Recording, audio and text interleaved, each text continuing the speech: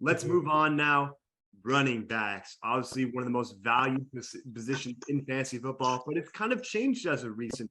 People are starting to value receivers a little bit more, but there's still obviously the old school people that believe running backs are the formula. But in all honesty, when it comes to fantasy football, there is no true correct formula. You can win off a lot of different things.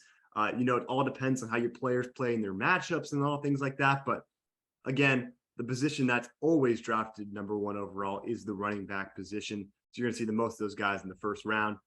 So let's dive in. Obviously, one of the names on the top of the board, he's been there for the last, how many knows, half decade, it feels like, is Christian McCaffrey returning from an injury. This guy literally is the only reason Matt Rule has a job when he's out there, because this guy is like 99% of the team's offense. So what are our thoughts with Christian McCaffrey? Jose, I'll start with you. Do you think his reign at the top is now gone? A guy that's seen a lot of injuries, or are you just too intrigued by what he can do on the field? It still scares me a lot as a prospect, which is why I'm glad I don't have to really make the decision to take him. Because I don't know that I would be able to pass on him at a top 2, top 3 pick, because his talent is obviously it's there, and we've all seen his production be next level. But running backs, at this day and age, after they kind of hit that injury bug, it doesn't just magically get better, right? Once a running back starts dealing with injuries, they're gonna be dealing with injuries pretty much the rest of their career. So that's what really scares me. But the upside, obviously, is there. Mm-hmm. And then Carson, want to add anything about CMC? Yeah, I mean, the talent's there. I mean, this is like a fantasy demigod for, multiple seasons, like the poster boy of fantasy football. Still relatively young per se, and he's going to be basically all of this offense. And, if Baker wants to keep getting them checks, he's going to give McCaffrey the ball. But just, having the last couple of seasons, and the way they did, just injury riddled, it's just really, really hard to, third tries a charm. It's just really tough for me to pull the trigger on a guy that has just been he's gotten the injury bug, and you're just not really sure what you're going to get from him anymore. And because when he's healthy, he's he always balls out. It's never a lack of production with him. It's just the injuries are really, really scary, because like you said, once they start to pile up, it seems like the injury bug just kind of stuck with you. So that, and especially top 3, top 4 picks, I feel like in the top 5, you want to avoid as much risk as possible. And McCaffrey is, probably the riskiest player in the top 5. I think we can all agree with that, right? Like him and Henry.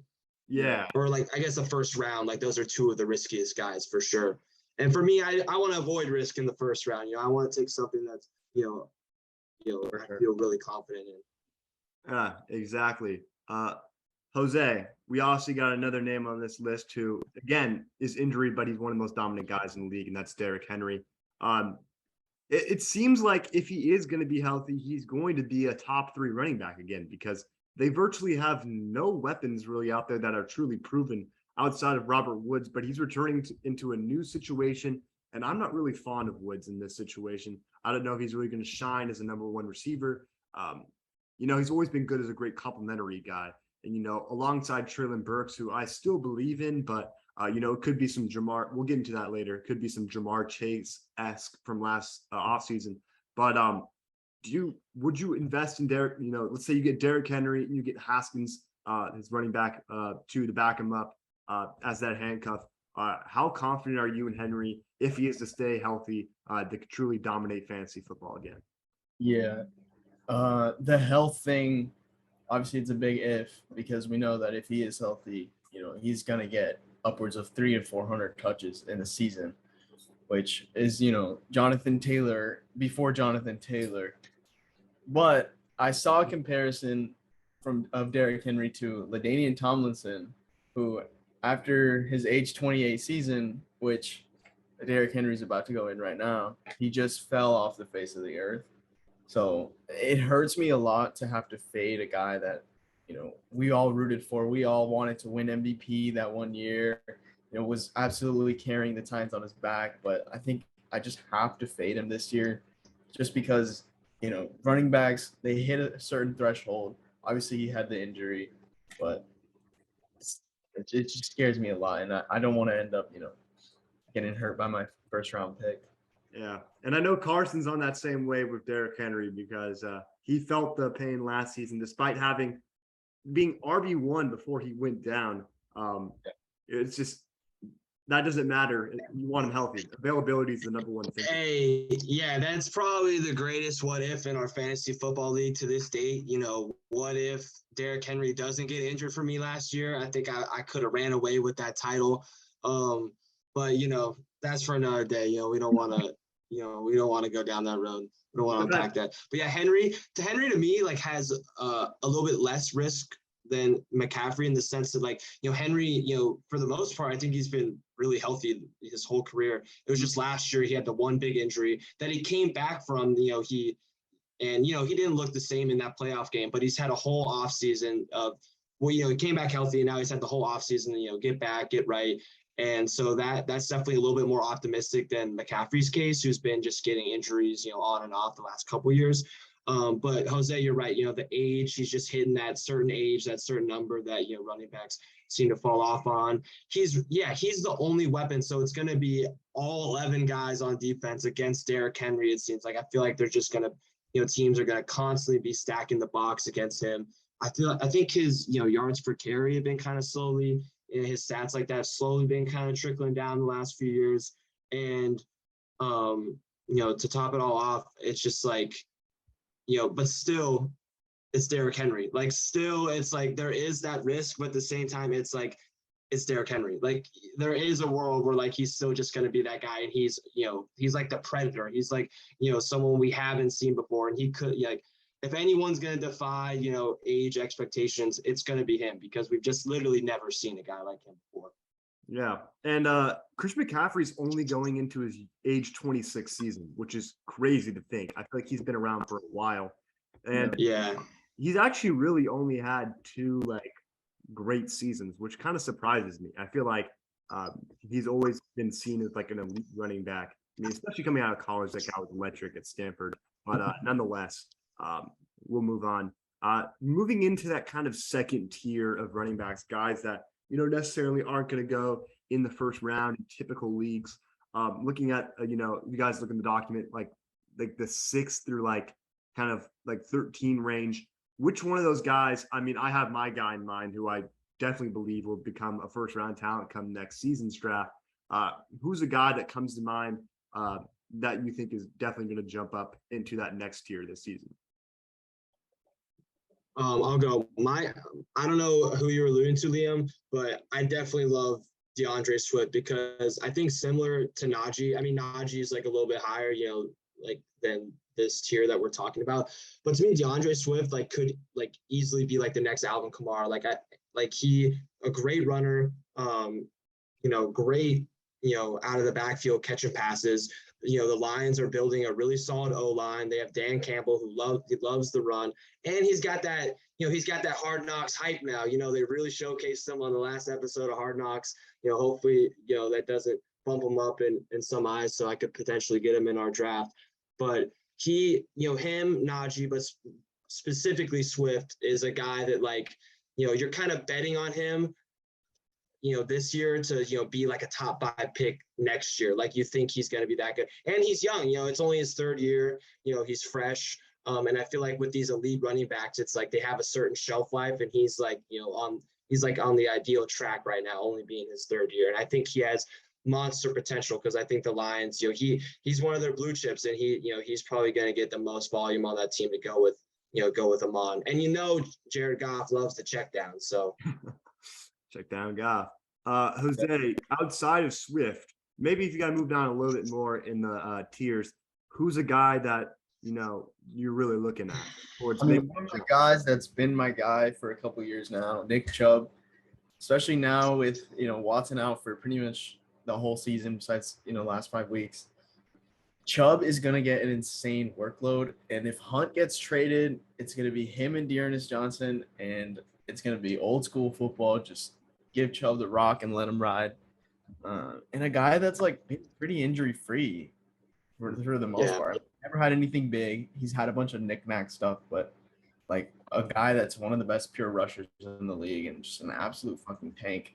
I think he's gonna outperform, his second round ADP. And another guy also is Dalvin Cook, a guy we've seen finish in the top 5, top 8 multiple times.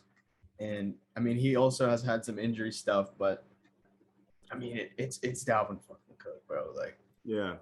And I'll just add on to that in that range. I'll add 2 guys because Swift was the guy that I was looking at. But 2 names that one a little bit more flashy than the other, and then one not so flashy. First, Travis Etienne Jr. Pairing alongside his former college quarterback Trevor Lawrence in Jacksonville. It seems like this guy in Doug Peterson's offense is just going to be a perfect fit. He's going to be able to, probably get 60 receptions out of the backfield. Might not get the most workload, but I could see him being Kareem Hunt plus when Kareem Hunt was at his best with the Browns. I feel like this guy's got all the tools to be it. He's real shifty. He can definitely move out wide. Remember his rookie training camp. They were doing a lot. I mean, with Urban Meyer putting him outside. So we know he has those wide receiver skills. And I know for a fact this guy's been working in the offseason because he wants to come back and prove that he was worth that first round pick despite a lot of criticism. And then another name, Rashad Penny. He's not, again, the most flashy name, but people don't remember that in college, this guy was an absolute monster. Obviously, who they drafted, Kenneth Walker, finished 6th in the Heisman. But Rashad Penny's senior season was far better. He rushed for 2,200 yards and 23 touchdowns with a total of 25 scrimmage touchdowns in his senior season at San Diego State, finished 5th in the Heisman. This dude was a freak. And I feel like how it works in the Pete Carroll system is, a Kenneth Walker is replacing the Rashad Penny role, and Rashad Penny hopefully is the healthy version of Chris Carson. That might come back to bite me, knock on wood, but Penny can be electric. They were able to add offensive line help in the draft with Charles Cross from Mississippi State. I think this team is going to have to be heavily relying on the run game because Drew Lock's Geno Smith and Drew Lock are your quarterbacks. Yeah, Drew Lock is hot garbage. So I'm definitely high on Penny, especially at his ADP. I think he's going way lower than he should be. I'm more confident in him than I'm more confident in him than probably David Montgomery, Josh Jacobs, Cam Akers, maybe even Saquon Barkley. Because due to the health reasons. I mean, obviously Penny hasn't been healthy, but Penny just kind of has I could see him being like a James Conner, just kind of coming out of nowhere and finishing in that top 10. Might not be a huge touchdown guy, but I can just see a lot of yards coming from him. Hey, I got another super late one too. I didn't want to drop this. I didn't want to expose this, but you got to do it for the pod. Chase Edmonds, there's a couple guys in the Miami backfield, that might be a committee, whatever. But it's Raheem Mostert, who I don't even know the last time we've seen him healthy. Might have been the Super Bowl, honestly. And then Sony Michel, who I don't really believe in. I'm out on Sony Michel. I mean, Chase Edmonds, this is a guy that still had a really solid. I think he was RB, 24 or something like that last year. And he's coming into a Miami offense that on paper, hopefully Tua can, figure it out. You have Tyreek Hill, you have Jalen Waddle. Gesicki, I guess, would be, the optimal red zone target, compared to Hill and Waddle. But, if this is going to be a solid, high flying offense with those 2 receivers, they're going to get a lot of red zone looks. And also Edmonds, I mean, Tua, talk about checkdowns, he's going to have a lot of checkdowns. And Edmonds is a great running back, off the catch. I just really, really like his upside considering where he's going. I mean, he's ranked I think he's 90 something on ESPN rankings.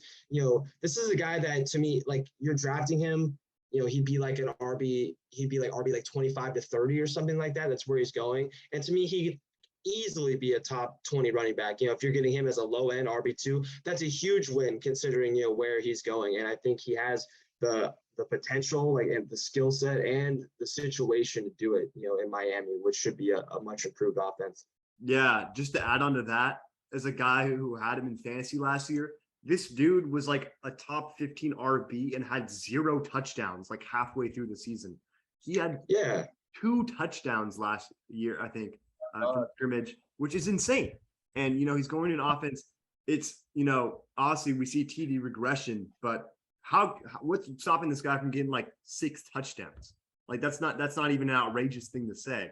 And yeah, like you said, he is currently RB 33 in ESPN behind Damian Harris, Tony Pollard, Clyde Edwards-Helaire, and Devin Singletary. You telling me crazy? Damian Harris had 15 touchdowns last year. That was the only reason he was relevant in fantasy.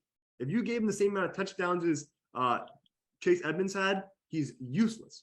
And I know, Carson, you had him, right, last year?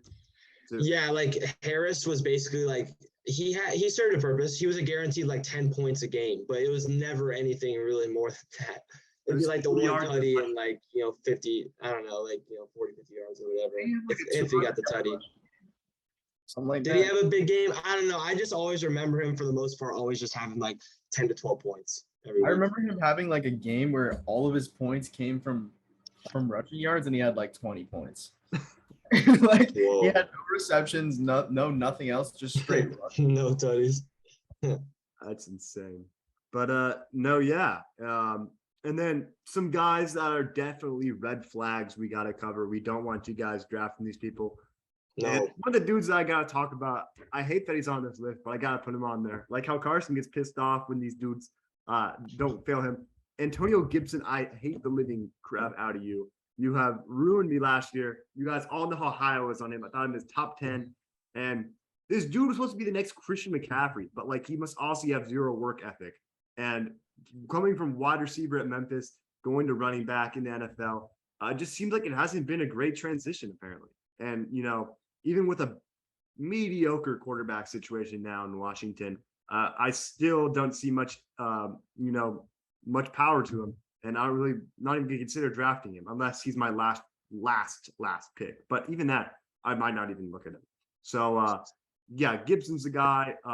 Devin Singletary, I don't care if he had a good year last year. Devin Singletary, like absolutely useless. They drafted his replacement in James Cook. Yeah, I'd rather just take James Cook, honestly. Like, yeah, why not just wait for him? Like, I feel like we all feel like Cook is going to be, their future running back. Yeah, and then just some other ones. Miles Sanders straight up said, "Don't draft me in fantasy" on like a talk show. Elijah Mitchell. Yeah, say less. Elijah Mitchell, you have a better chance of hitting the lottery than guessing which running back will be the main focus for the 49ers each game throughout the guys, don't fall for it. It's been like 4 years in a row now. Yeah, I will personally send you $100 if you can guess every single running back who's going to be used, because it's going to be some random doof in the stands. Like, they're going to call Jose up. They're like, yo, go start it right now. They're going to throw our boy Castro in there for a snap. Trent Williams going to play running back this year. That's all I know. But, hey, that I would pay to see that. That would be crazy. Dude. Yeah, Cam Akers. It's just the whole thing with Henderson. I think he's still going to be a factor in this offense. Not too that's a little bit of a hot take, but we got a real hot take coming from Carson in terms of his red flag guy. Yes. A guy who people were saying is going to go in the first round this year. He's dropped a little bit, but take the floor. Yeah, not necessarily like a crazy red flag, like don't draft this guy. It's just considering like where he's going. Like he's going I think back end of the second round, like sometimes even like early second round, depending. Some people are really, really high on him. Like I get it. He has like the star potential. He's really, really awesome, but I'm just not really trusting that system. Melvin Gordon's still there lingering. Russ is going to want to throw the ball. Russ is going to take off and run sometimes. I just think, for where he's getting drafted, you're drafting like what you'd hopefully be an ideal solid RB1. And there is just a world where like Javonte could get caught up in Gordon getting more touches or just Russ throwing it a lot. But there also is a world, if he is the guy that everyone is hyping him up to be, I wouldn't be surprised. But just where he's going in drafts, I think there's still just a little bit too much risk and unknown for me to take him as an RB, take him as an RB1 basically. Mm-hmm. Yeah. Jose, is there any other guys that are kind of red flags to you or no? Anybody on the Kansas City Chiefs? I mean, Clyde. We know Clyde's not that dude, even if he's listed as Nope. an RB1. Like Jerick McKinnon already has injury concerns. Ronald Jones is battling with a 7th round rookie for the 3rd spot right now on the team, Isaiah Pacheco. So any running back on the Chiefs, not even worth looking at. They're probably all going to be on your waivers, by week 3. This team's going to it's going to rely on Patrick Mahomes' arm, extremely heavily. Yeah. And I got to ask you, Jose, as the Cowboys guy here, what's your opinion on Zeke? He's fallen low in these drafts now. If you're doing a 0 RB strat, he can be a guy that can be maybe even your RB2, depending on how you, go about that draft style and how your team works. What's your opinion? Do you think that he's extremely undervalued? Do you feel like it's just a little disrespect, maybe right on the point? What's your thoughts?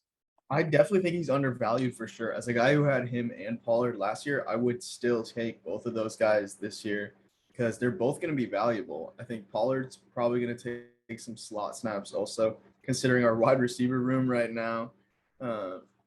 Zeke, he's still going to get, 15, 16 touches a game probably. And he's for sure still the goal line back. I mean, ahead of Tony Pollard. Tony Pollard's kind of, he was the gadget guy at first. Then he started getting some real snaps, and then, started getting some receptions. And he probably will overtake Zeke at some point, but it's not going to be this year.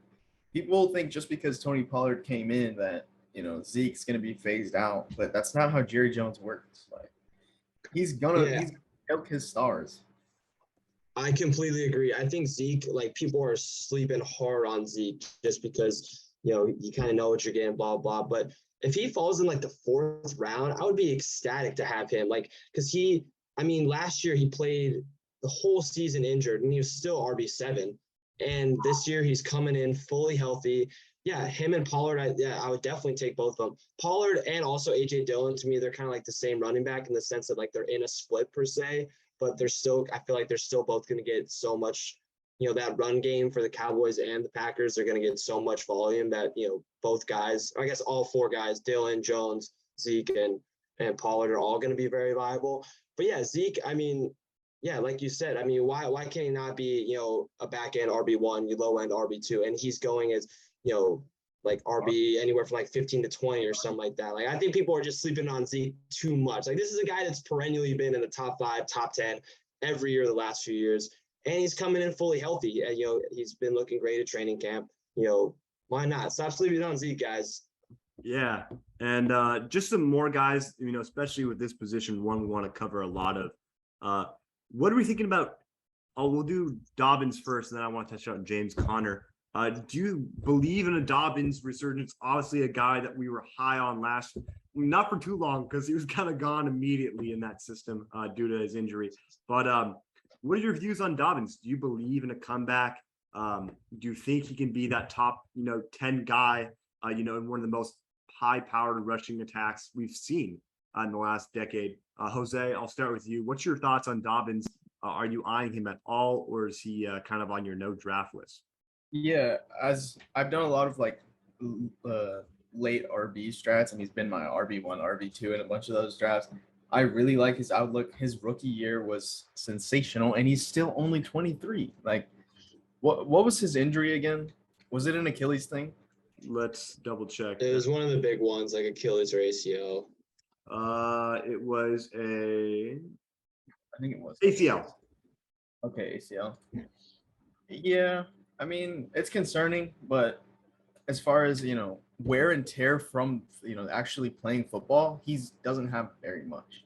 Yeah. It's not like a Derrick Henry who's gotten 400 touches, 2 years in a row. Like, This guy's only played 1 full season in the league, and he got 800 yards and 9 touchdowns. Like, that's pretty solid for a rookie coming into an offense that doesn't have very many weapons right now.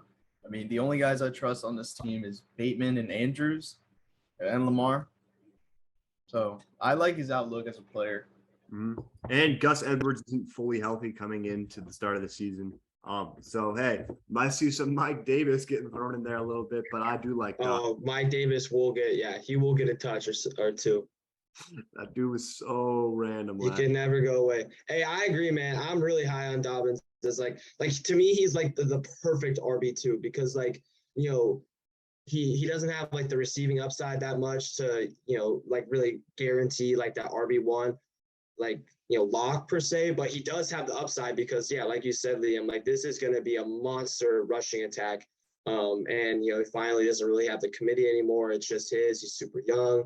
And I mean, who knows? He could put up like, you know, 10, 15 touchdowns, and he has that elite talent. He has a crazy, you know, yards per carry.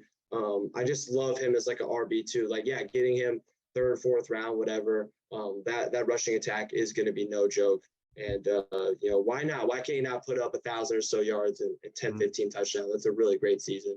Yeah. At the very least, you know, even without the receiving work, I think it's still going to be enough to, you know, warrant him being really good. Mm-hmm. And then what are our thoughts on James Conner, a guy who had an absurd touchdown rate last year? Just to double check, I think he was he was at 17 touchdowns on the ground last year. And I think he had a couple through the air. Yeah, finished with 18 total touchdowns, 15 on the ground, 3 in the air. That's a hard rate to keep because he's only had double-digit touchdowns in 2 seasons, this past season and his sophomore season when he took over for Le'Veon Bell at in Pittsburgh. Do we think James Conner is, you know, now with Edmonds gone, do you think maybe the touches will, you know, offset the touchdowns? What are our thoughts? Jose, I'll ask you. Yeah, I don't know. I'm not really sure. This Cardinals team kind of confuses me because they're not going to have Hopkins. Now they got Hollywood Brown. It's like Zach Ertz was low-key viable for them last year. And then obviously we've got the whole Kyler, you know, the Kyler meltdown last year that happened. And that just, you know, just screams red flags from me.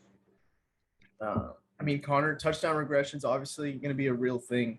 But nobody expected him to perform like he did last year.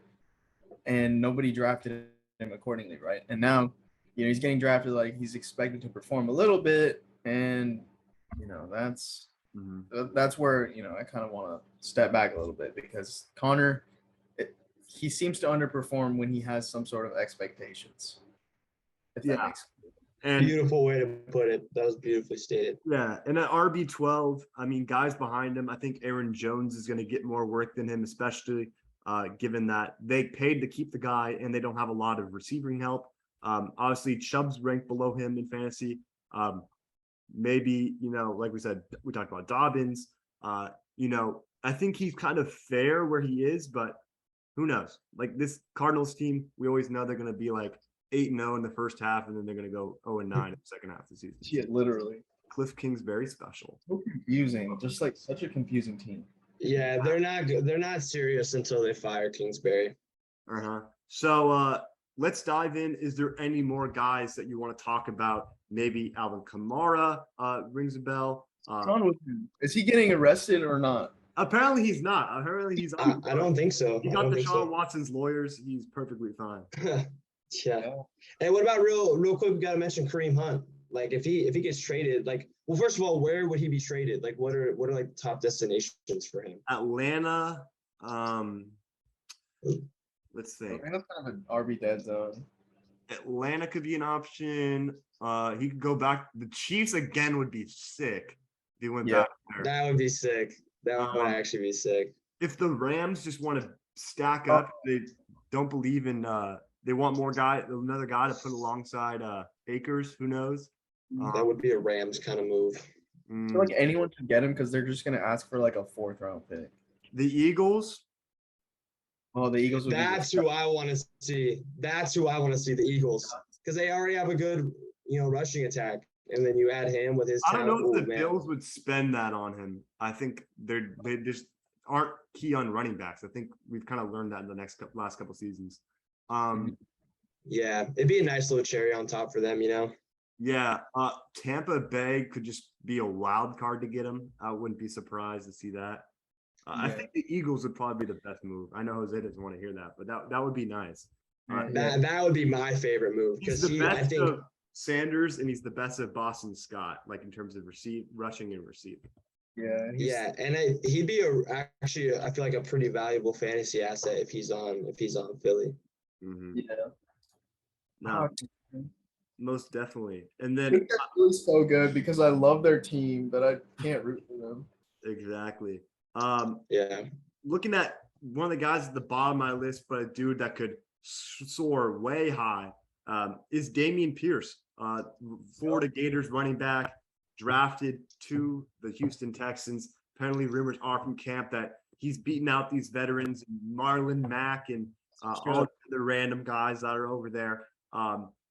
It's kind of hard because with these guys, running backs, you aren't quite sure. He never really – people believe he wasn't truly unlocked at Florida under Dan Mullen. But, it's a whole bunch of things because there's guys that haven't had production in college that turned out well in the NFL. But what do we think on a guy, Damian Harris, don't really know what that offense is going to look like under Lovie Smith. But, he's kind of a clear-cut favorite. They still got some talented guys on the line, Laremy Tunsil, Tyus Ward. I believe they spent a high pick on a lineman this year, an interior guy. I'm not quite sure. But space already go down. Someone already went down for them on their own line. Was it Tunsil? Tunsil? Oh no, I'm thinking of the Jets. Never mind. Yeah. Oh yeah, and back then. Yeah, what a shame. What a shame, man. But I was looking at. What are your guys' thoughts on Damian Pierce, though? I mean, he obviously is like the favorite to be like the main back, which has its value because at the end of the day, like he'll be like the top running back on a team. So the volume should be there at some point. The problem is it's just hard for me to just like draft Texans. Like I just don't really have any faith like in this team to be competent or anything. But I think there is, especially where he's going, like the fact that this could be like one of your last picks in your draft, and like he has the potential to be like the starting running back and get like a really solid workload on a team. I think that alone is worth it 100%. I don't know, like I'm just not really sure like if he's gonna be like a star or anything crazy, but I think like the volume upside like is huge for that, and definitely worth a late pick. That'd be a big steal if he ends up being the guy that you think he could, Liam. Yeah. Carson, you have playoff Lenny. He's on your list of guys that you like. Kind of shaky with me. I mean, he is only going into his year 27, his 27-year-old season, so he's not too old. I feel like he's been around for a while, his whole stint in Jacksonville, and then he's been in Tampa the last 2 seasons going into this. Yeah, he was in that 2017 draft, so he's like with CMC and but running back. I think wasn't Kamara in that draft too? Yeah, that's the super stacked one with Eckler, who's like a UDFA. But no, what's your thoughts on Lenny? Do you think he's gonna amongst superstar receivers they have out there? Not all superstars, but they got tons of guys: Gage, Evans, Godwin, Jones, name it all off. What are you thinking with Lenny? Do you think he continues to be on this pace, riding that high from the Super Bowl run? I think so. I mean, that's why I have him on here. Lenny's just a guy that like I feel like he just doesn't really get talked about a lot with all these big time guys, but he's just someone that was so sneaky good last year. And this year, I mean, he's in one of the best offenses in the league. And to me, he's just like, he could just have like 15, 20 touchdowns. And like, I wouldn't be surprised just considering all the red zone looks they're going to get, all the, little check downs and stuff from Brady. He's going to, be making plays out of the backfield. No real competition in the backfield. And it's just the combination of a ton of volume and just a ton of opportunities considering how great this offense is. And obviously with, the Bucs, you look at, their defense, Brady, Mike Evans, Godwin, whatever. But Fournette's just like a huge part of this offense and someone that, like I said, the volume and the opportunity are going to be huge with him. And he's just going to put his head down and be, the bell cow and one of the best offenses in the league. So that's why I like Lenny so much. Mm-hmm. Also took on more of a pass catching role last year that we haven't really seen from him. Exactly. And he was really solid as a pass catcher last year. Yeah. I remember the week 1, I bet Ronald Jones is like over on his receiving yards, and I was like, why is Lenny catching all these balls? And it seemed like he play the rest of the year. It's that new number 7 look, man. It's clean. Yeah, it is. Jose, I want to end it off with you. One more guy I want to ask you about. What's the opinion on Saquon? Is he just going to go down as one of the biggest what ifs in football history? You know, a dominant guy at Penn State, one of the most like he's in that tier, in my opinion, of like the Johnny Manziels, like the guys who are just polarizing players in college football over the last decade. What's your thought range with him? Do you think Dable's going to, you know, revive him, turn him into a receiver, really tap in because he's the best player on that offense? No doubt in my mind. Take it away. Yeah, he's one of those guys similar to a Henry or a McCaffrey that you kind of have to be okay with getting hurt just because the talent is so immense. And, you know, one of the most freak athletes we've ever seen at the position. We all have seen the videos of him squatting and, you know, his quads, all the shit. But, you know, as a running back, I mean, this guy, his rookie year was like insane. Like, absolutely insane. And, you know, he hasn't really lived up to that ever since then. But he's supposedly finally healthy now. The Giants have absolutely no one on that offense. I don't know if you've seen the videos of fucking Kenny Golladay running routes in practice. He's like literally like jogging. They have no one, bro. Oh my God. But, I mean, Saquon could very well stay healthy this year, put up 1,000 yards and, you know, 8 touchdowns, not being anywhere near the guy that he used to be. And like, I would be so happy to see that. Mm-hmm. No, yeah, definitely a guy everyone's got to root for. Like he was just so. Because when he's on, he's so awesome to watch, bro. Like he really is like a generational athlete. Like he is a freak. It's fun to watch. It's just a shame, you know. It's just tough, man. Can't stay on the field. I don't really know if there's a guy like, I guess maybe like Jonathan Taylor's kind of like what I would comp him as, like in terms of like a player right now, but he's just like, he's probably more agile than Taylor. He really can just get in between the tackles. And probably definitely a better pass catcher. Yeah. It's just insane to see. But is there any more guys want to mention before we dive into this wide receiver? Yeah, a question I have for you guys. You have Breece Hall here at number 22. But is he just going to phase out Michael Carter? Because Michael Carter was like sneaky nice last year when he was healthy. I feel like so the big reason why Breece Hall isn't as high, in my opinion, it sucks. They lost Mekhi Becton, you know, the guy who who could possibly retire at the end of this next offseason just due to the amount that he hasn't played. And, you know, it's injuries and it could be medical retirement. But I think Michael Carter's still going to play a role in this offense. And it's just a weird team. I was real high on them at this offseason. I think everyone was. And now I'm just kind of like meh on them. You know, they're saying Joe Flacco throws a better ball. I think Garrett Wilson said that in an interview than Zach. Yeah. That's you know, bad.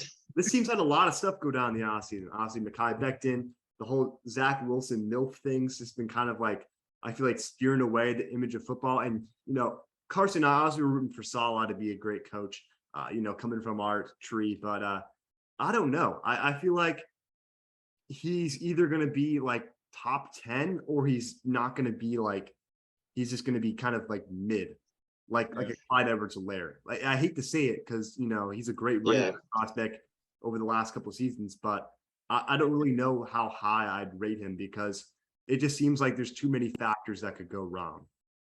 Yeah, same. I'm just all out on the Jets backfield in general. Like, just like, you know, wake me up when one of them is good or, you know, putting up solid fantasy numbers. Like, I'll believe it when I see it. And yeah, I mean, you know, Michael Carter, really talented, Hall, really talented, but if ain't like, it's definitely going to be a committee. And I don't think like, if it's going to be like a committee works when you have like a really good offense, like fantasy wise, but I don't think the Jets are going to have that good of a rushing attack and an offense in general to warrant, you know, both of them being, you know, like really viable per se.